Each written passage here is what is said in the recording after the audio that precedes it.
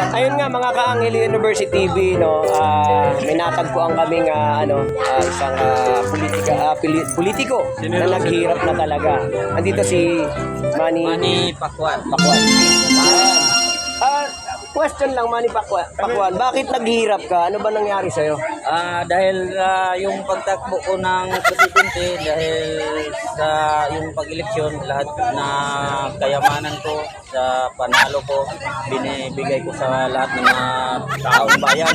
1,000 nga, isang tao yun ah. Oo, tag-1,000. 5,000 yun. Mga ngayon sa nauubos talaga yung kayamanan ko, pati tinatago ni Jinky na pera, nasama rin sa pagbibigay ko kasi lahat ng tao sa sobrang dami, ubos talaga lang ang mga kayamanan ko. Don Ramon, ilan ba ang tao sa Pilipinas?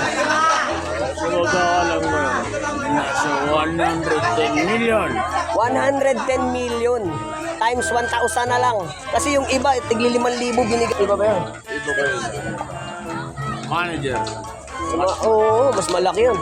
So talaga naghihirap ka. So ngayon, dito sa programa natin, sa Batang Quipo, kukunin natin ngayon si Manny Pacquiao, no? Dito, i-schedule natin para maging artista dito sa ating programa.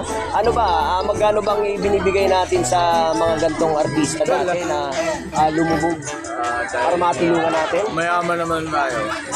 Bibigyan siguro 1 milyon kada TV. 1 milyon. So, manunumbalik kayo yung yaman niya. Marami tayong pera. Okay. Kasi ayaw kong tipirin yung mga ganyang kasikan ng mga tao. Ako si Don Lamon. Marami akong pera. Kaya gusto ko. Ito yung kanyang Harley Davidson. Palitan natin ito ng Mercedes-Benz para di siya maulanan. Yung bench lang papalitan. Sira na yung bench eh. Ayan! Ayun nga, no?